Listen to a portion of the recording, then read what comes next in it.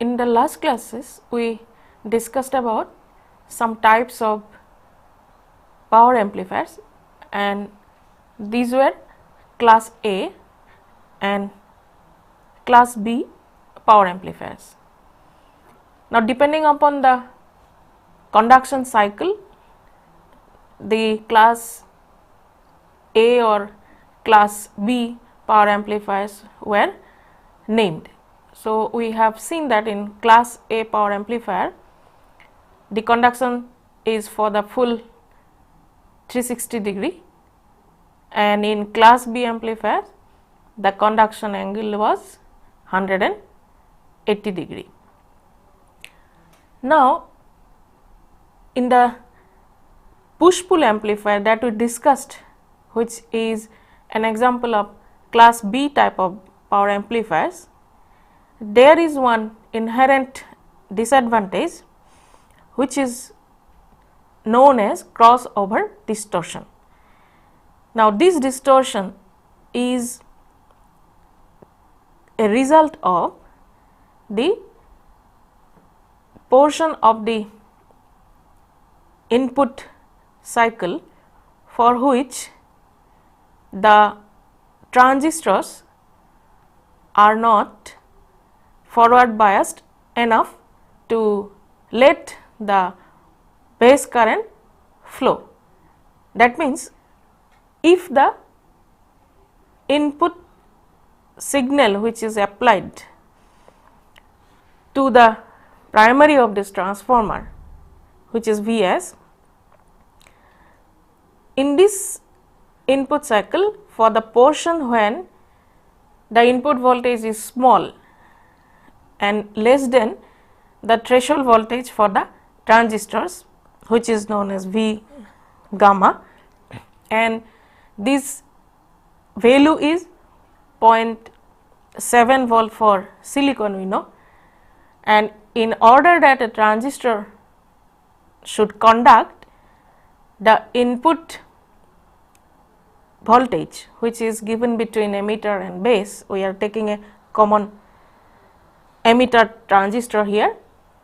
So, this voltage between emitter and base junction should be more than 0.7 volt for silicon. Otherwise, what will happen is that for the portion when the input voltage is less than 0.7 volt, the transistors will not conduct, and so there will not be any collector current. So, in the load side also there won't be current flowing for this portion.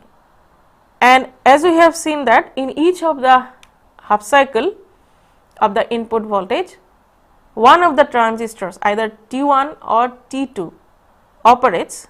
So, in both the half cycles, whether it is positive half cycle or negative half cycle of the input, the transistor, the corresponding transistor will not conduct for that portion for which the input voltage is less than V threshold, and that leads to a distortion of the output current, because for a portion of this input voltage being less than 0.7 volt, we will not be getting any current in the output side. So, that current will be 0, and that is why we will be getting the output current I like this. For this portion of the input voltage being less than 0.7 volt, we are not having any current, and this is in the transistor T1. Similarly, in the transistor T2,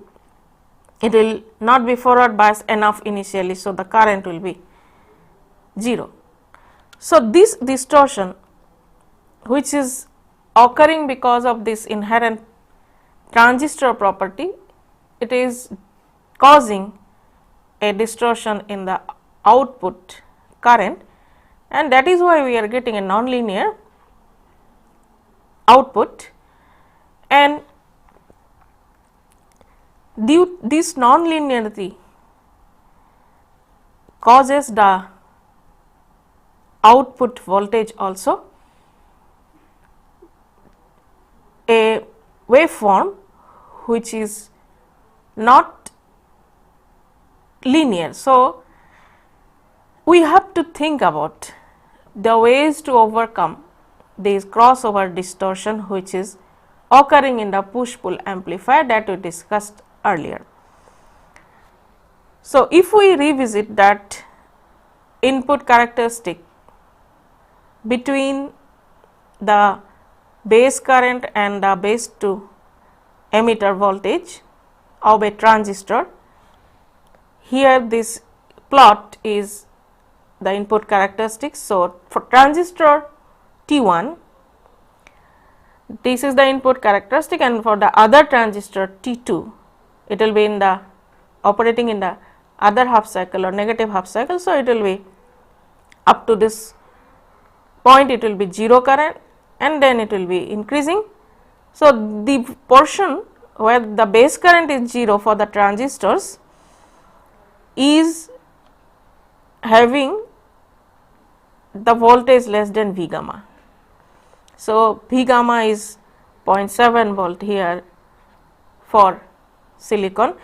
So, if the input voltage VB1, it is named to denote the voltage in the emitter base junction for the transistor T1, we have the base current 0, and similarly for the other transistor T2, the portion up to this point, this will be having the current 0, base current IB to 0, because VB2, that is the voltage in the emitter base junction for the transistor T2, is not large enough to overcome the threshold voltage. So, we are having this type of input characteristic in the two transistors T1 and T2, and the Q1 and Q2 points are denoting the saturating or maximum value of the current. Corresponding to that Q1 and Q2, we are having the collector current maximum value, and this is denoted by this point. So, I current is having this peak value, and for this portion you see that there is no current flow, it is 0 current, and for the other transistor current, that is also having a 0 portion. So, that is causing an output voltage in the load which will be also having a very less or almost 0 value for these portions, and this is called the crossover distortion. So, the output is very smaller in this portion than it should have been if the response would have been linear. So, this nonlinear distortion has to be now overcome by some method, and due to this crossover distortion, what we are getting actually is a dead zone. If we consider the characteristic curve, I mean the transfer characteristic between V naught and Vi, output voltage and input voltage given to that push pull amplifier, we see that there is a 0 voltage from this portion to this portion, this point to this point. Within this portion the voltage, output voltage is 0, that is actually called a dead zone, and then only it is rising linearly with respect to input voltage Vi. So, the dead zone which is occurring in the output voltage is causing a nonlinearity in the output voltage, and that is reflected here. We are not getting a linear characteristic of the output voltage, we are having a nonlinear characteristic because of the dead zone introduced by this crossover distortion. So, in order to overcome this crossover distortion, we consider now a circuit having a class AB operation. and class AB operation means the conduction angle is greater than 180 degree, but less than 360 degree. So, here an improvement or a modification of the earlier circuit of push pull amplifier is shown here. Of course, here the transformer part is absent. What is used here is a complementary symmetry of the transistors, means we are using NPN and PNP transistor, both of not the same type. Earlier in push pull amplifier we were using of the same type of transistors. NPN transistors were only used if we look back into the push pull amplifier circuit, and T1 and T2 were both NPN types, but we can use complementary symmetry transistors and get rid of the transformer part. So, that is being done. This is one example. Here we are using two transistors having complementary symmetry, that means one is NPN and PNP, and also we are using a biasing for the emitter base. If we look into this VBB by 2, there are two sources which are connected to the two transistors, and this is basically to offer biasing for overcoming the threshold voltage. Earlier we did not have any DC biasing, only we were having in the push pull amplifier the signal. So, the portion of the signal for which the emitter base junction has a voltage greater than threshold voltage, it conducts, and that was introducing the crossover distortion. That is why here a DC source having value of VB by 2 for each of these transistors is used for overcoming that crossover distortion. And apart from that, this is the input signal Vi which is there, which will be having the positive and negative half cycle. So, now what happens is, because of this presence of this DC source, both the transistors are already biased for overcoming the V gamma or the threshold voltage. Means if we consider this emitter base junction, it is having a voltage VBB by 2 which is greater than the threshold voltage. So, the transistor is already conducting, there is a base current even when the input signal is 0. So, there is a current which is already flowing even when the input voltage is 0. So, practically what will be happening is the current will flow for an angle greater than 180 degree, because if the input voltage is even smaller than the threshold voltage V gamma, then also both the transistors will be operating or conducting. And now, as it is a signal, Vi is a signal which is an AC signal like this. So, it is increasing, Vi is increasing, and as Vi is increased, the transistor NPN transistor here, it will be taking over and it will be conducting, but for the portion when it is for the voltage input voltage, even when it is smaller than V gamma, still the transistor was conducting. And now, when Vi is increased or decreased, one of the transistors will take over conduction. So, one only will be conducting, because you can see that Vi is a sinusoidal signal, for example, we are taking, and if in the positive half cycle we consider, this is VBB by 2 is a small voltage of course. So, it will be Vi will be increasing and then it will be greater with respect to VBB by 2 considerably.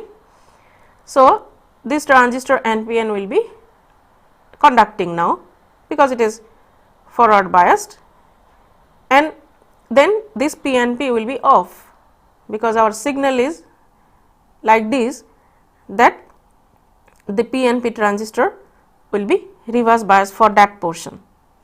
But now in the negative half, as Vi is going on increasing in the negative half, then the transistor which will be taking over for conduction will be the other one, that is the PNP transistor. This transistor, lower one transistor, will be conducting when Vi goes on decreasing and decreasing, in that means it is in the negative half, because you can see that then it will be in the forward bias. But for the portion when Vi was say very small, nearing 0, even then the transistors were carrying or having a current because of this sources VBB by 2. So, effectively if we consider a single transistor at a time, then we see that it is having a conduction angle greater than 180 degree, because for the portion of the signal before it was 0, that means for this portion suppose also it was having a conduction, the upper one was having a conduction as well as the lower one. So, even if it is going down, then we can see that the lower one will be taking over, that this one will be taking over, but already it was having a current conducting due to the source VBB by 2. So, here we are observing that the conduction angle of each of the transistor is more than 180 degree, but obviously it is less than 360 degree.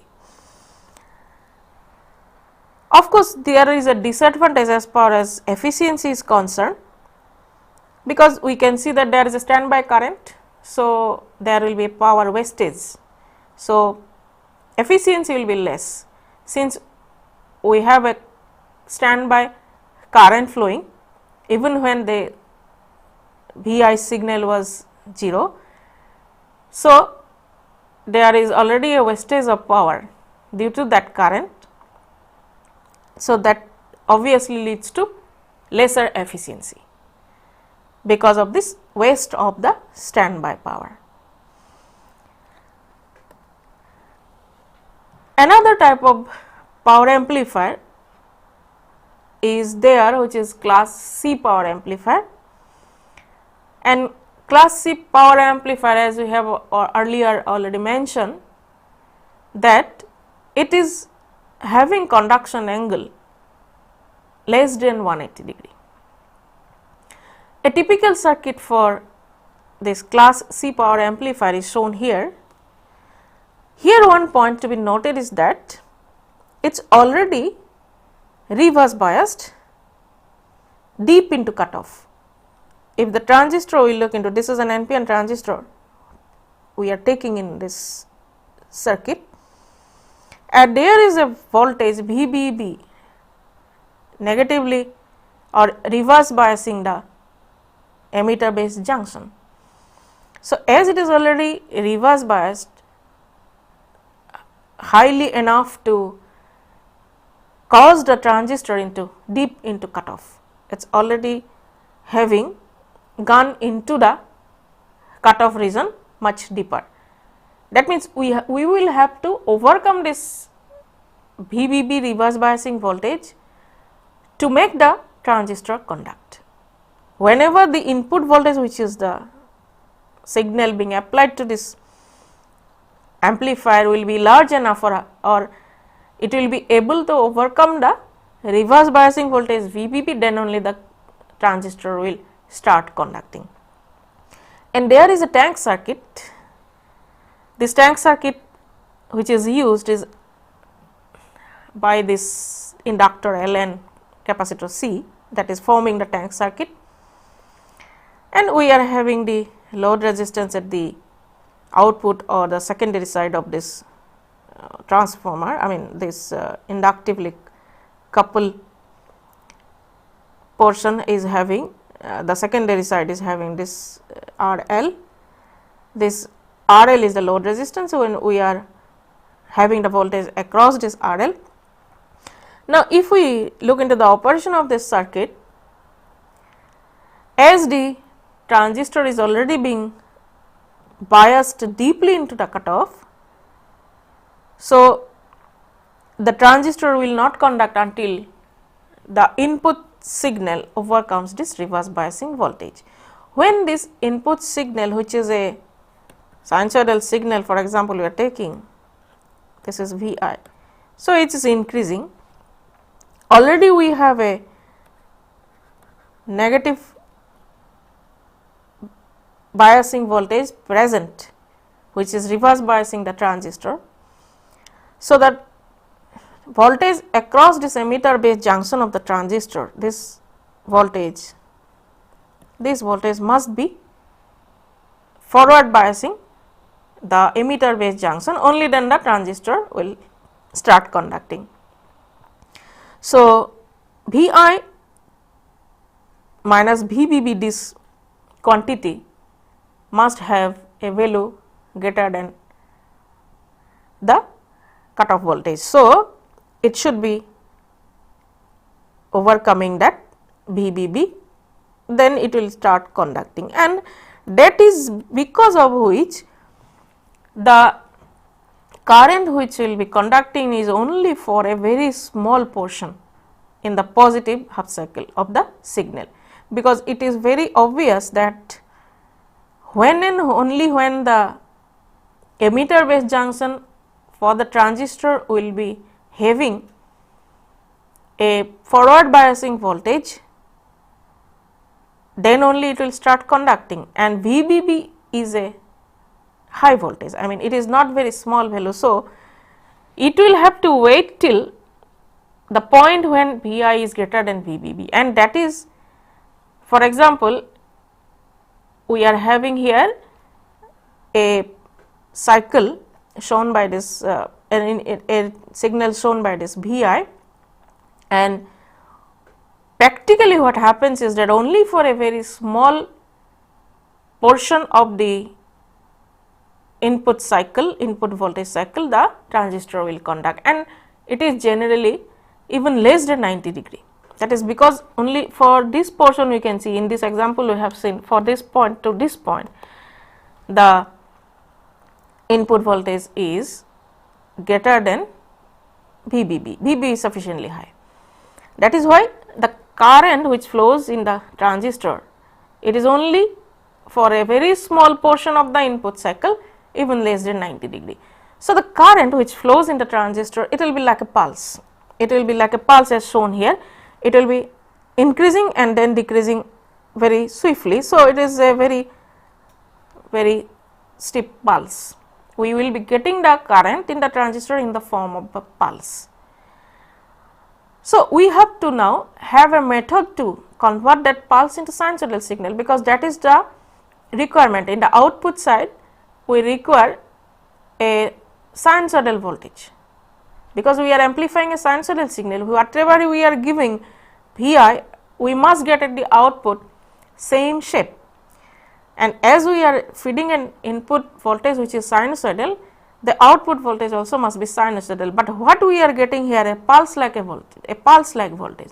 So, in order to convert this pulse into a sinusoidal voltage, here what is done is this provision of this tank circuit, because as this tank circuit having LNC components, it will be oscillating, and that oscillation will be a high frequency oscillation. I mean we will be getting a sinusoidal voltage because of the charging and discharging of this capacitor through this inductor and storing energy in the inductor. We will be getting a sinusoidal voltage, no doubt, but that frequency will be high. It is generally used for radio frequency operations, RF operations, because its frequency is quite high.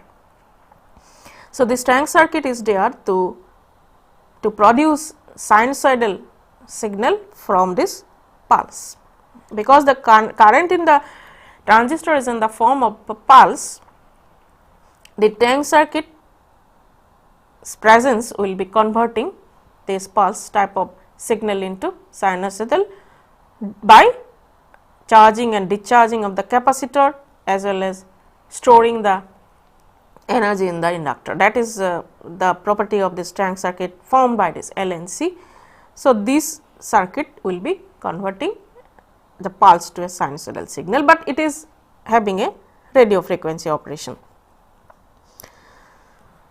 But here one thing we are noting is that the conduction angle for the current, that will be less than 180 degree and almost practically around 90 degree only the conduction angle will be. So, this is a typical example of a class C amplifier. Now, when we are considering the power amplifier, we have to always remember the fact that the signals which are being dealt with, they are having high magnitude, that it is current or voltage, it is a large magnitude in the order of voltage or amperes we are dealing with, and due to this fact the operation of the transistors in these power amplifiers go into the nonlinear portion. Because if we remember earlier we were discussing about the small signal amplifiers using BJTs, there we were always assuming that the transistor operation is linear, and for that we had to be careful to apply a signal which is small such that the transistor is always in the linear operation. If the input signal is high, then that will drive the transistor into nonlinear portions in the characteristic curve, either saturation or cutoff. But here that guarantee is missing, because we are dealing with a signal which is large enough, and that is why the transistor is driven often into the nonlinear portions like saturation. So, the effect is that we will be having a nonlinear characteristics of the signal, and the output voltage which we will be obtaining, it will be often different from the input signal because of this nonlinearity being introduced by the large amplitude of the signal. So, there is, that means an amplitude distortion, and that causes the distortion in the output signal. So, we have to have a measure of how much distortion in the output signal is occurring from the input one. So, that distortion we are going to now discuss. We are discussing the amplitude distortion in the output signal. So, to investigate into the magnitude of the amplitude distortion, we have to assume the dynamic characteristics of the power amplifier transistor not as a linear one, because earlier when we discussed small signal amplifiers using BJTs, we were taking the output characteristics in linear way. IC was beta times of IB, and we were only limiting the study to the linear region, that is for a small portion around the operating point where only we were considering. But here the current, if we consider the relation between the output and input current in a common emitter transistor, let us consider IC is beta times of IB. Earlier we are considering, but now IC cannot be simply taken as beta times of IB, or beta means a constant value, it is not a linear relationship. We have to now go beyond that linear study, and that is why generally we can represent the current in the transistor as a having a relationship of a parabola, that is the dynamic characteristics of the transistor are represented by a parabola. So, we are having an expression of IC equal to G1 into IB plus G2 into IB square. This is the equation of a parabola. So, we are having basically the characteristic curve represented by a parabola. So, let us take that assumption of taking up to only the second order, and we will be analyzing the relationship of the collector current and the base current by this parabolic relationship G1 into IB plus G2 into IB square, where IB is the base current, IC is the collector current. Now, let us assume that we are applying a sinusoidal signal, and we can then represent IB as IBM cos omega t. This is a sinusoidal signal having the peak value of IBM. Now, if we now replace IC in this equation by this expression of IB in this equation by this expression of IBM cos omega t, what we will get is IC equal to G1 into IBM cos omega t plus G2 into square of IB means IBM square cos square omega t.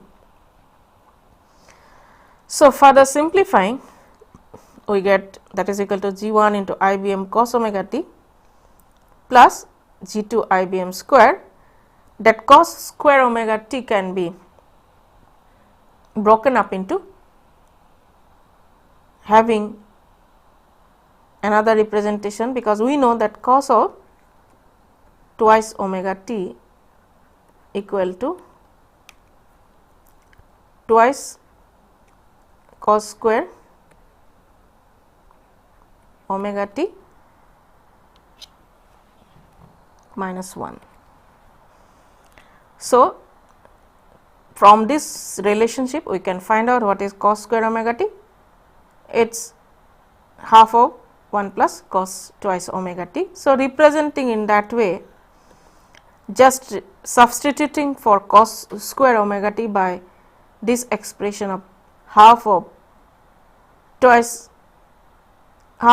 cos twice omega t plus 1, then we are getting this. So, now if we look into this expression, we are having actually the terms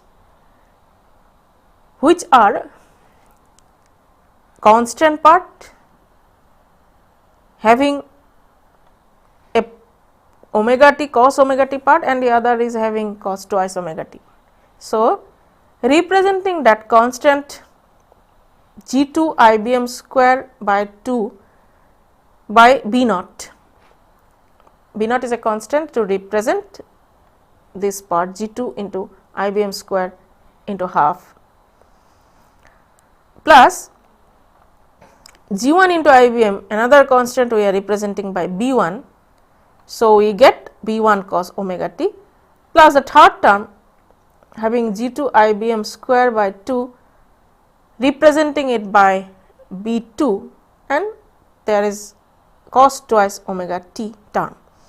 So, what we get in the current expression is that terms, one is constant B naught, other is having a signal of having the frequency of the input signal omega. We are applying the input signal which is IBM cos omega t, that is the base current signal.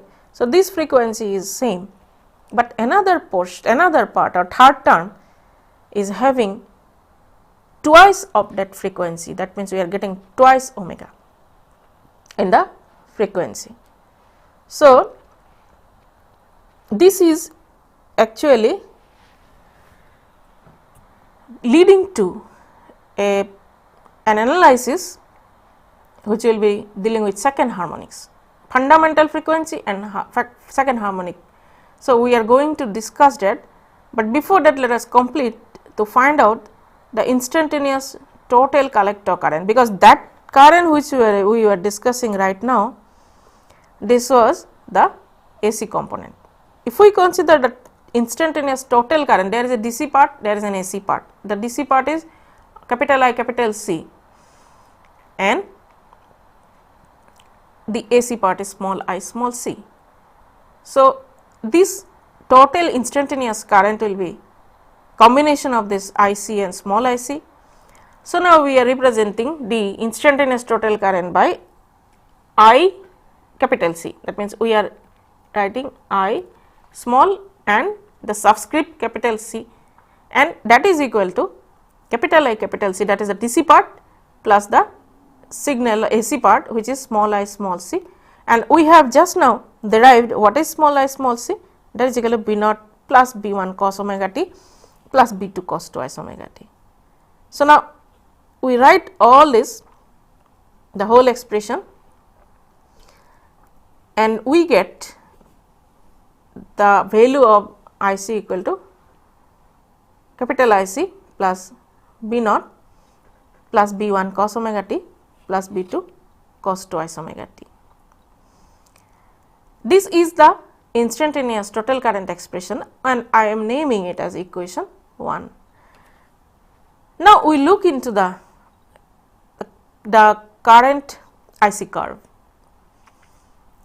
So, this is the current, it has a peak value, maximum value and a minimum value, and these are denoted as I max and I min, and it is symmetrical swing, and we are having the DC collector current in between them, which is denoted by capital I capital C. So, starting from this DC current, it will be going on increasing and getting the maximum value I max, then decreasing, it will be having the minimum value I min. Let us consider omega t between this point, take it as 0, and when omega t is equal to pi. Let us consider this portion of omega t, because omega t is the x axis having omega t, and we are considering these points starting from 0 here when it is having the magnitude I max, and then when it traverses an angle of pi. Now, what will be the value of the current, instantaneous total current small I capital C, as we are denoting by, when omega t is 0 at this point when it is. So, when omega t is 0, that value is I max, because we are starting from this point, this is we are assuming as 0, because this is the whole sinusoidal wave, it will be continuing. We can start with any point and we can take a portion of that signal, that is what we are doing. Where we are starting, at this point we are starting when the value of the instantaneous total current is I max. Then we consider when it traverses an angle of or the distance of pi by 2, angular distance of pi by 2. So, when omega t is equal to pi by 2, the current, instantaneous total current is capital I capital C. So, this is the value which is the DC current. Then when it is traversing an angle of pi, the omega t value becomes pi, then the current, instantaneous total current is I min, because here we can see this is getting the negative peak. So, now these 3 points which we are observing in the current curve, the collector current curve, we will be using to find out the constant in this equation number 1, because we have 3 unknowns, B naught, B1 and B2. So, we require 3 equations to know these unknowns, these 3 unknowns. So, for that we will be using these conditions to find those constants. So, this is the normal way we generally solve these equations. So, putting the value of omega t is equal to 0, if we look into this equation 1, when we put the omega t value 0, what will happen is that we are left with I capital C becomes I max, left side will be I max, right side will be capital I capital C plus B naught, and omega t 0 means plus B1 plus B naught will be there, because the cos of omega t, when omega t is equal to 0, cos 0 is 1. So, cos twice omega t is also 1. So, that will be giving us this equation number 2, which is I max equal to I c plus B naught plus B1 plus B2. Secondly, we will be applying when omega t is equal to pi by 2. So, from this signal we have seen that when omega t is equal to pi by 2, the instantaneous total current is equal to the DC value capital I capital C. So, put the value omega t is equal to pi by 2. So, what will we be getting in this equation? Left side will be capital I capital C, right side will be capital I capital C plus B naught plus B1 into cos of pi by 2. So, what will be cos of pi by 2? That will be 0, and then B2 cos twice omega t. So, put the value of omega t is equal to pi by 2 means cos of 2 into pi by 2 means cos of pi, and cos of pi is minus 1. So, it will be minus B2.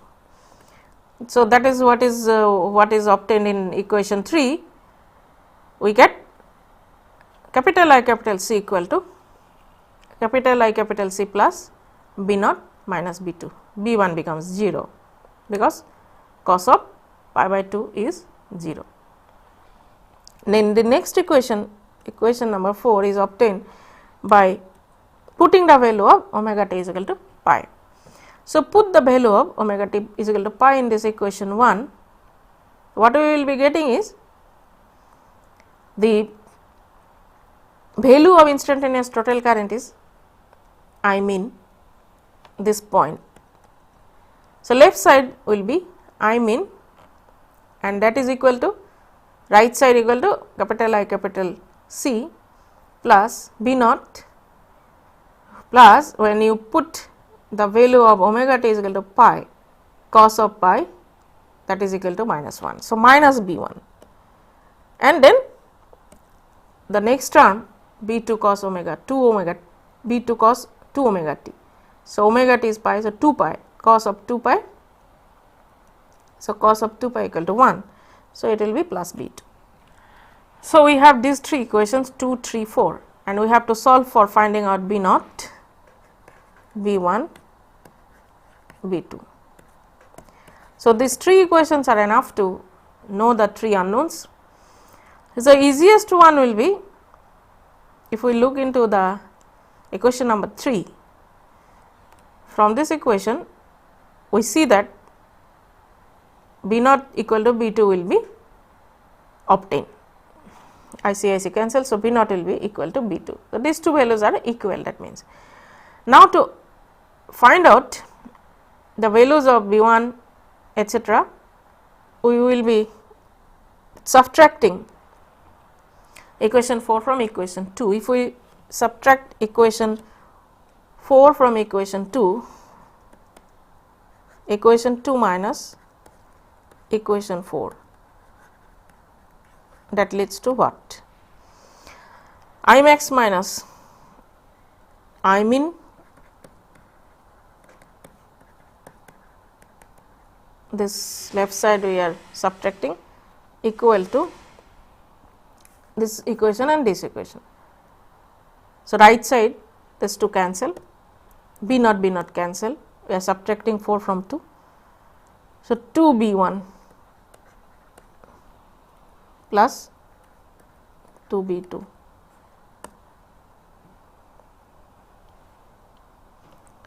and that is giving you, again what we have got is it B1 plus B1, sorry, B2 minus B2 cancel, that is not right, 2 minus 4 I am doing.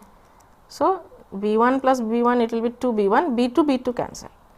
So, what we are getting is B1, that is equal to I max minus I mean by 2. This is what we are getting for B1. Now, you know you have to find out what is the value of B2, that is equal to B naught also. So, to find that we substitute these values, B naught equal to B2 and B1 equal to I max minus I mean by 2 in equation 2.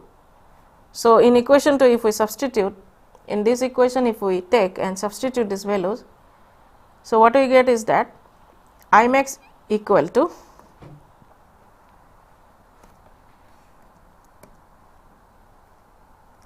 I max equal to IC plus B naught equal to B2. From third equation we have already got, we can simply write B2 in place of B naught, plus B1 we have found out, B1 is equal to I max minus I mean by 2, then the rest of the terms is plus B2. So, this equation is the governing equation from where we will be getting the value of B2, because it becomes twice B2 plus this portion which is equal to I max. So, just doing simplification, finally we get B2 equal to I max plus I mean minus 2 times IC by 4. So, this is obtained, and what we are having is now all these constants B naught, B1, B2 have been found out in terms of the maximum current, minimum current and DC current. So, putting these values of B naught, B1 and B2 into the original equation number 1, what we get finally? In this equation we just now substitute these values. The total instantaneous current I capital C equal to capital I capital C plus, we will be writing for say B naught plus B1 cos omega t plus B2 cos twice omega t. Here we can substitute all these B naught, B1 and B2 values. Now, if we observe closely that equation, this is having a fundamental frequency, this is called the frequency of the input signal is omega, and this term is having the same frequency omega. So, this is a term having the fundamental frequency, and the other term B2 cos omega twice omega t is having second harmonic component. So, this is a second harmonic component is 2 times. So, now what is the final expression? Basically it is giving an expression which is giving you an idea about the second harmonic distortion that is occurring in the output. So, this second harmonic distortion we are getting because the nonlinearity in the characteristic, the dynamic characteristic nonlinearity is giving that distortion, amplitude distortion, and we are getting a second harmonic term because of that in the output. So, there is a measure actually to have an idea about how much distortion is taking place, how much second harmonic distortion is taking place. That distortion measure is given by term D2. This is called second harmonic distortion D2, and it is given by the value modulus of B2 by B1. The two terms B2 and B1, if we take a ratio between them and take the modulus value, that will be giving the second harmonic distortion. So, it is basically giving you the idea about how much harmonic distortion or second harmonic distortion is taking place. Now, if we consider the power output, the power at the output which is delivered at the fundamental frequency is B1 square RL by 2, because at the fundamental frequency the term which is associated is B1 cos omega t, that is the term which is relating to the fundamental frequency. So, if we want to find out the AC output power, then we know that AC output power will be the value of peak square by 2, that is, if we are considering the current, we have to, this is the current. So, I square R will be I square RL, and that I means I square means it will be peak value by root 2 square. RMS average value we will have to consider when we are considering AC. So, the load resistance is RL and we have this current component at the fundamental frequency B1 cos omega t. So, it will be B1 square by 2 into RL, that will be the power delivered at the fundamental frequency, and that is denoted by P1. Now, as this is a current having second harmonic term also, second harmonic distortion term also. So, if we want to find out the total power, even considering the second harmonic distortion, the total power output at the load will be summation of the power delivered by the fundamental frequency as well as the second harmonic term. So, considering the second harmonic distortion, the total power output will be P, for example, we are denoting it by P. So, it is equal to B1 square RL by 2 plus B2 square RL by 2, since B1 cos omega t and B2 cos twice omega t are the terms. If we consider those two terms having fundamental frequency and second harmonic term, it is B1 cos omega t plus B2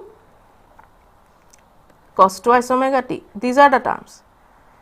So, if we want to find out the output power because of these two terms, it will be B1 square by 2 into RL plus B2 square by 2 into RL, and that is here we are writing, and we can write in another way taking common B1 square RL by 2, that is the power at the fundamental frequency.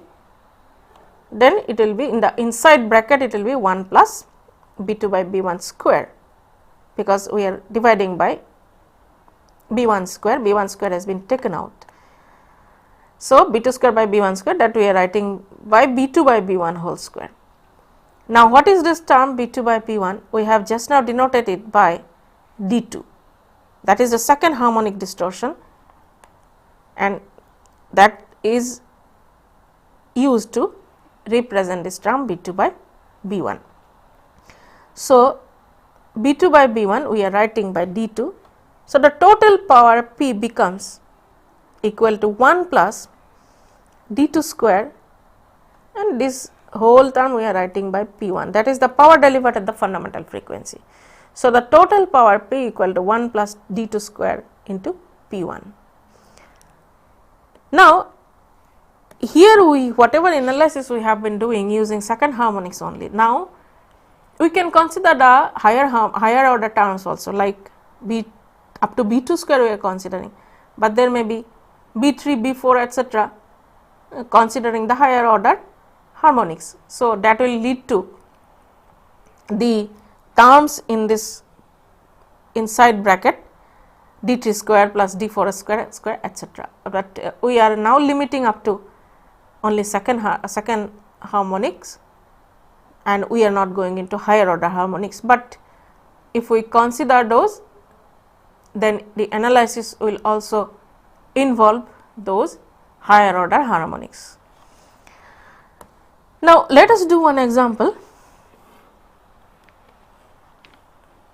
with all the discussion that we had today. The example is that a transistor supplies 2 watt for a 5 kilo ohm load. The zero signal DC collector current is 35 milliampere and it rises to 40 milliampere when the signal is applied. Determine the percent second harmonic distortion.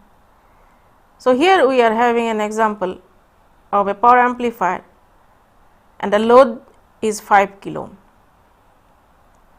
and the transistor is supplying 2 watt to the 5 kilo ohm load.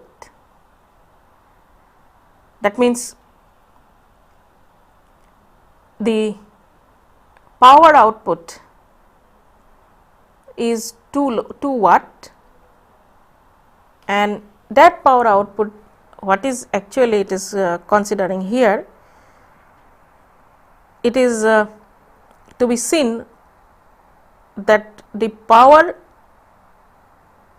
2 watt is the power output or the power consumed by the load, but we will have to also see the second harmonic distortion as is seen here, as is given here in this question. Determine the percent second harmonic distortion. Another information is given is that a 0 signal DC collector current is 35 milliampere, but it rises to 40 milliampere when the signal is applied. That means you have a DC current IDC 0 signal, when this signal is absent, no signal is applied, only the DC current is flowing. So, that is 35 milliampere, this 35 milliampere is the current, and it rises to 40 milliampere when the signal is applied. So, we are applying a signal assuming it is sinusoidal. So, when you have no signal, this is the value of the current, which is a DC current of course, and it will be increasing and decreasing like this, and this is IC max, IC min. So, it increases to 40 milliampere. So, now the DC component we will have to find out, because if we consider the total instantaneous collector current, total instantaneous collector current IC, that is equal to, we know that this is having a DC component plus B naught plus B1 cos omega t plus B2 cos twice omega t. Now, it is said here that the 0 signal DC collector current is 35 milliampere and it rises to 40 milliampere. Now, that DC component will be what? This IC plus B naught will be 40, because the DC component is, this is the total DC component which will be rising to 40 milliampere from 35 milliampere. Because we have seen in this earlier analysis that when we were considering this parabolic expression for the collector current, we were having those terms B naught plus B1 cos omega t, all these things, and so the DC part, if we consider this DC component in this whole expression of this collector current, we will have to see. So, this is the expression. So, this is the total DC component. So, we will have to keep in mind that total DC component means not IC only, it will be IC plus B naught when the signal is applied. Without signal, it will be only IC. So, that part has to be kept in mind. So, now IC plus B naught is equal to 40 milliampere. So, what is B naught? B naught is equal to 40 minus IC, that is equal to 40 minus 35 is equal to 5 milliampere. So, if this is the B naught value, again it is given that the power delivered to load,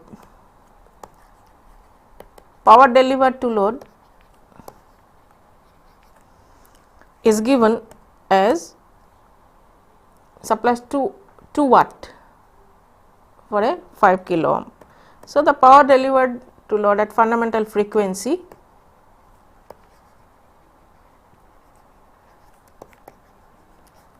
is equal to P1 say, we know B1 square RL by 2 and that power is 2 watts. So, it is B1 square, it is a 5 kilo ohm load, 5 into 10 to the power 3 by 2. So, from this we get B1 square equal to 4 by 5 into 10 to the power 3. So, value of B1 is equal to under root 4 by 5 into 10 to the power 3. So, that becomes equal to 0.0283 ampere, means it is equal to 28.3 milliampere. That much is the value of B1, and mind it, this is having an unit of milliampere because it is the current. So,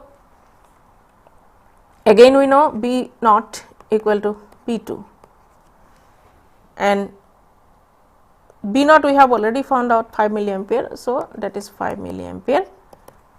So, the second harmonic distortion which we have to find out, second harmonic distortion is a measure which is given by modulus B2 by B1, and we can simply put these values 5 by 28.3 and in percentage we will have to write. So, that gives you 17.67% is the second harmonic distortion, that is the distortion taking place due to this nonlinearity in the output. So, today we discussed about AB type amplifier, power amplifier and C type of power amplifier.